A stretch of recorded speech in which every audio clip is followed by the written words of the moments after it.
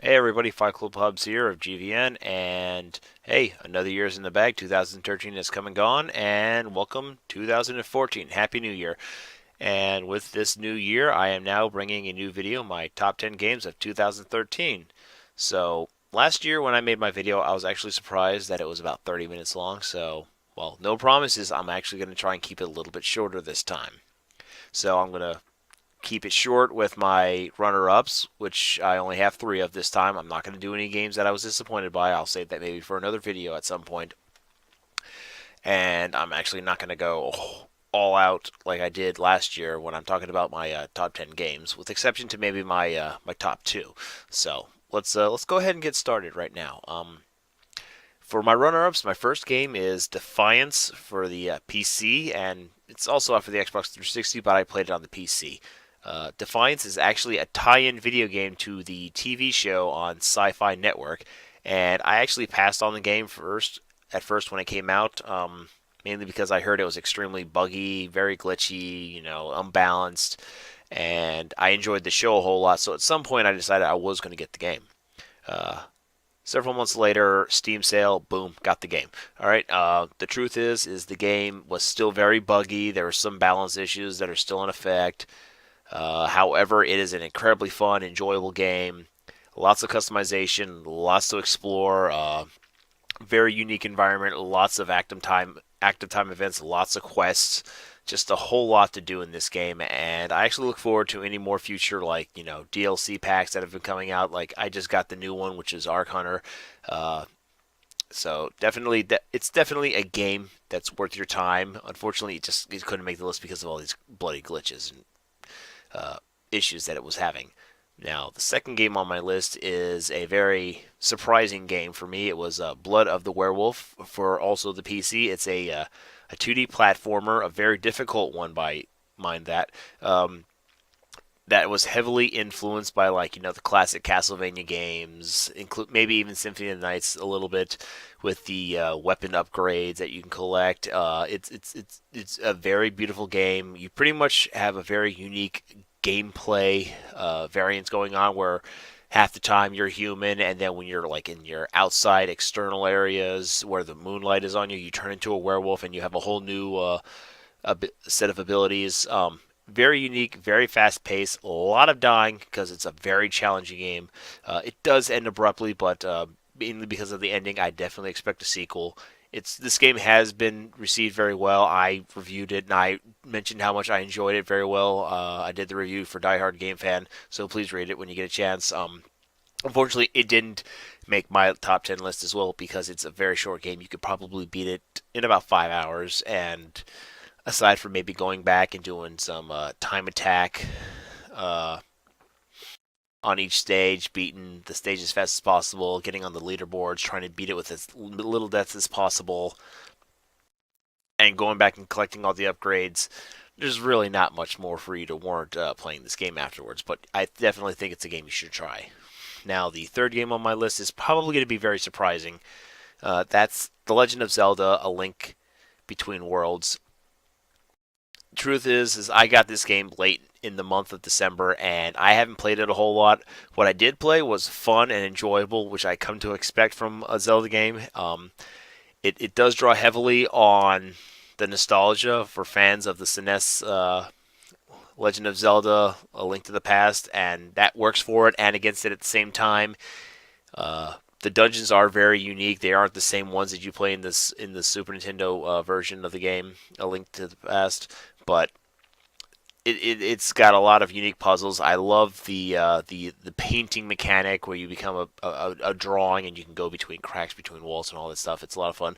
But then again, like I said, I haven't played enough of it, so I can't warrant it putting it on the list. Otherwise, I think it would have been. But definitely check this game out if you're a fan of the franchise or if you're someone who just casually plays it from time to time. So we are now going to move on to my top 10 games. So now keep in mind my top two games. I'll get to that later, but a little bit of controversy. Some people might not be happy with my decision for what I did with that, but we'll get to that eventually. But first off, we're going to start off with my game at the bottom of the list, number 10, That's Tomb Raider for the PC, also out on the Xbox 360 and on the PS3. Tomb Raider actually almost didn't make my top 10 list, mainly for the fact that Lara Croft is a horrible character. She has no development. She doesn't grow on you. She's very obnoxious. She's very annoying. The game wouldn't be on my list if not for the fact that it is a stellar and fun action game with a lot to do. I mean, you're given this pseudo-free world that you can run around in, discover all these tombs, which while there isn't a whole lot of puzzle solving to be had, it's nice that you can go around and explore, upgrade your weapons, upgrade your tools. The stealth mechanic works out very well in this game. I really enjoy the combat. I really enjoy just the overall experience. It's a balls to the wall, non-stop action game from beginning to end, and it will satisfy you. I think it's great. Just just ignore the multiplayer, just ignore Lara Croft as a character, and you will have one hell of a time. So moving on to number 9 is also another surprise, Atelier Asia for the PS3. Last year I was introduced to the Atelier franchise by playing Atelier Maruru, and I loved it. Now and I got this game the moment it came out. Atelier Asia it's great. It continues the same alchemy-driven, story-based gameplay that was in the first, in pretty much the rest of the franchise. You have actually, for a turn of events, all the characters aren't like lolly. I mean, they're all teenagers, but they actually look like teenagers. They don't look like tiny little characters with exotic eyes and features and stuff like that. They actually give you kind of a more grown-up approach to their features, how they look. The only disappointment I had with this game was, unfortunately, they don't have the town building sim that they did at Atelier Maruru. But that's all forgiven because the combat is still fun. The alchemy system is still amazing. The story is great. I love interacting with all the characters that you have. In fact, there's a lot. Again, just like the other games in the franchise, there's multiple endings. The game is short because it can be completed in about 15-20 minutes, but then it encourages to do multiple playthroughs, which is why I love this game so much. So definitely check this out. Number 9 on my list, Atelier Asia. Moving on to number 8. Resident Evil Revelations. I actually passed up on this game when it came out for the 3DS a couple years ago, and I don't regret that, because at the time the second analog pad wasn't out for the 3DS, and I was not gonna try playing that game. I played the demo and I was like, "Blah, this hurts my hands." So it came out for the PC. It's out for the Xbox 360.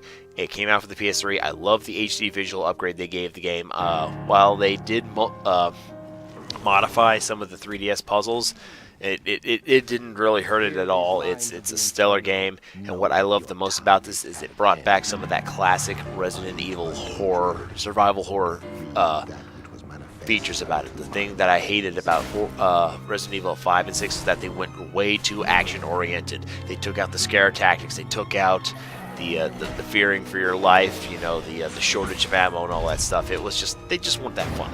Resident Evil Revelations is definitely a return to form in terms of the scare tactics, in terms of the running around rummaging for ammo, just the fact that you're scared out of your freaking mind and you just want to survive. The story, the pacing is well done. I love the little flashback missions that you have here and there. I love, bouncing back and forth between Jill Valentine and her teammates for the group that they're in. I really enjoy it. I love the scenario. It's nice. It's small. It's claustrophobic, just like old classic Resident Evil games. I had a lot of fun. So definitely check this out if you haven't yet. Resident Evil Revelations. Next up is actually another surprise on my list. The Angry Video Game Nerd Adventures. This came out of left field. Granted, it was announced probably, I think, at the beginning of the year, or probably earlier than that. This is a game that was published by Screw Attack and developed by, I forget the other guy's name, but this is a solid, genuine action platformer that I haven't played in quite a while. I mean, I've been playing a lot of platformers from the indie scene like Fly-In and you know, Blood of the Werewolf as as my most recent. This game is stellar. It's hard as hell. It punishes you for, you know, rushing ahead. It's a lot of fun. Some of the best parts about this game is the fact that it includes a lot of humor from the Angry Video Game Nerd character universe.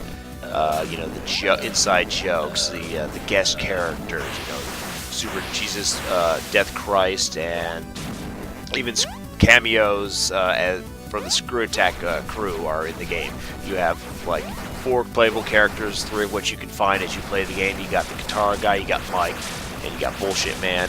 And that all accompany James as you go across, you know, characters that you encounter from, like, you know, influences of all the other bad games that James has played as the Angry Video Game Nerd. It's a lot of fun. There's a lot of comedy in there. You should definitely check this out. It's one of the best. Oh, by the way, I'd be so wrong if I didn't mention this. The music is amazing. Probably some of the best digitized music I've ever heard in a long time for a game like this, for an indie game. So definitely check this out, the Angry Video Game Nerd Adventures. Up next is actually a game that probably shouldn't surprise anybody. Dead or Alive 5 Ultimate for the PS3 and for the Xbox 360. I was actually, this is something I'm going to go over. I was probably the first person in the world to publish a review for this game. 3 days before it actually released. So I'm going to tell you right now, this is a phenomenal game. This isn't some, okay, let's add a couple characters, a couple balance fixes, a couple of nerfs here and there type of, you know, game like they did with Ultimate Marvel vs. Capcom 3. No, this is actually a solid, from the ground up, redone game with a bunch of new features, a bunch of new stages, a bunch of new characters, even if they are, some of them are from like past games. They reworked the tag system. They fixed the online mode, which was kind of a problem with the original, and it's just still, it's a solid game. It's a lot of fun. There's hours to be had. I've already logged over 200 hours playing this damn game, playing online.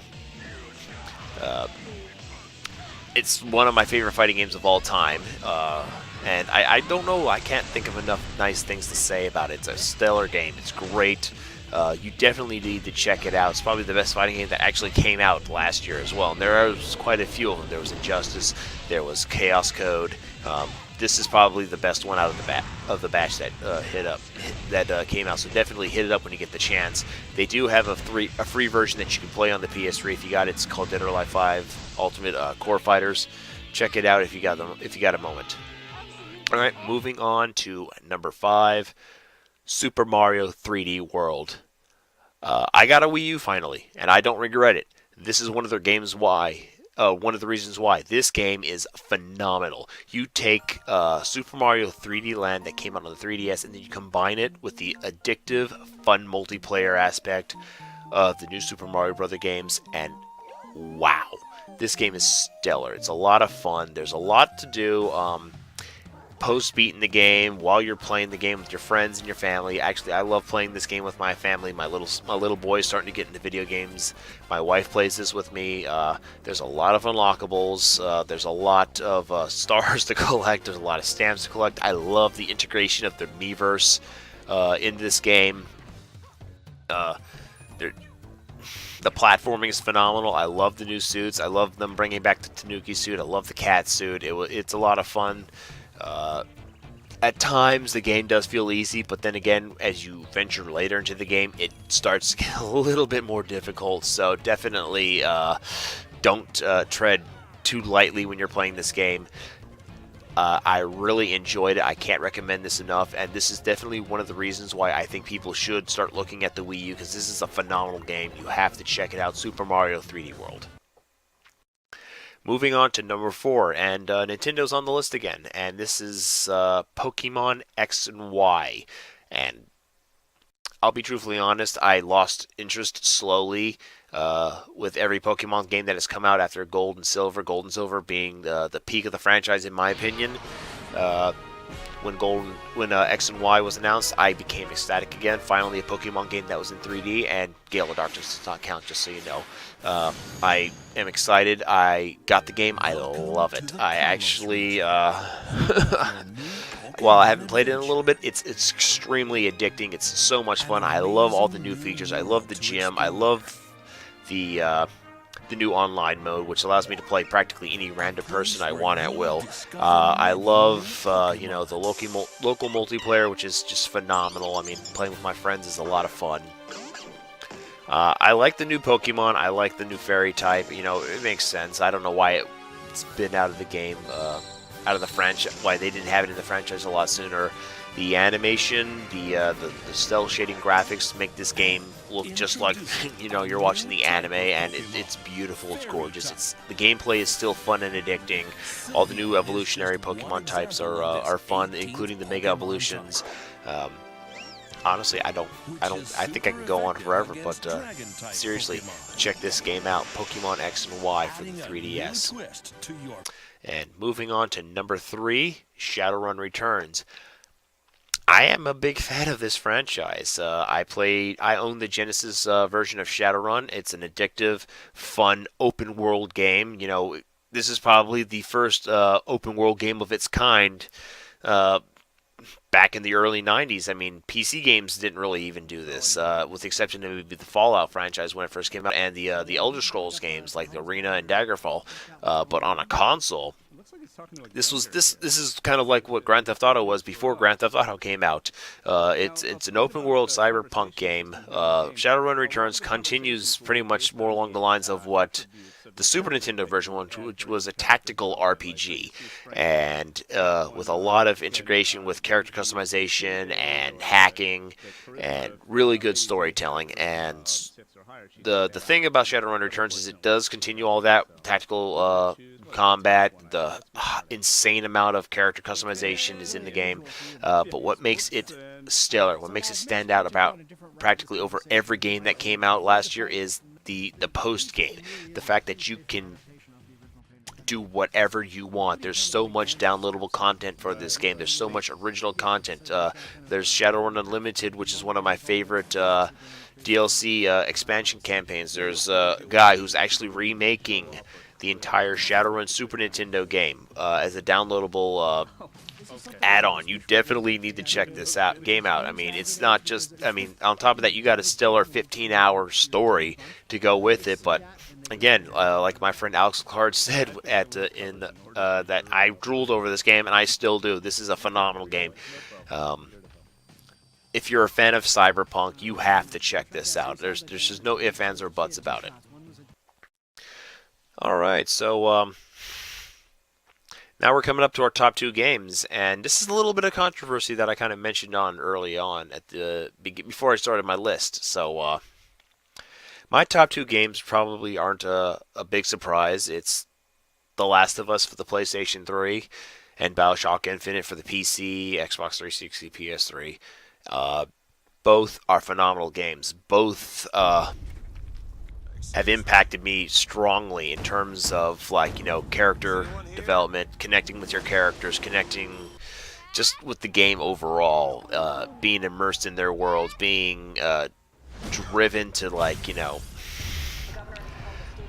it's really hard to explain, but to start off, one of the reasons what I love about Last of Us is the connection, the bond between Joel and Ellie, and how it grows, how they become dependent on each other, how you see Ellie grow as a character under Joel's tutelage, learning that when you're out in the wild, you kind of do things that you might think are wrong, but are essential to survival. The thing I love about Bioshock Infinite is even though at first DeWitt and Elizabeth aren't the best of friends. Elizabeth, is a free spirit. DeWitt is this hard-nosed guy, just get the job done, get in, get out. They develop this kind of friendship, this understanding towards the end of the game. It kind of flips, it twists, a nice little plot twist there. The world of Columbia in Bioshock Infinite is just truly gorgeous. The people, the environment, the racism are definitely indicative of the timeline that they represent, the era that they represent, the beautiful world of of The Last of Us in its decrepit state, seeing grass growing all over buildings, buildings actually toppled on top of each other, wilderness running about all over the place, even the clickers, that pollute the environment. It's a gorgeous world. Both of them are gorgeous. So the gameplay for Last of Us is, it's survival horror fare, but at the same time, I think they actually, raised the bar. Yeah, you got the stealth mechanics that work beautifully. You have the ability to build scrap bombs and stuff like that, upgrading your weapons to survive. Bioshock Infinite, I love the vigors, the combinations that you can go with them. I love the weapons. I love the sky rails. Those are fun, phenomenal. And the tearing ability that Elizabeth does in order to help you in combat is just stellar and a boatload of fun. So when you get down to it, my conundrum is how do I place one of these games over the other? And to truthfully honest, I can't. So that is why I have Last of Us and Bioshock Infinite tied for first place, pretty much. So these are probably the two best games I have played in quite a long time. The two best games of last year. It's very rare that I play a game that impacts me that it's something that really moves me, let alone playing two games that do this. So I'm just really surprised at the quality of games that have come out in the last year. Because the year before had a lot of great games, and then Last of Us and Bioshock Infinite just come out, and bam. So there you have it. That's my top 10 games of 2013, and I'm really looking forward to 2014. So this is Fight Club Hubs signing off, and Happy New Year.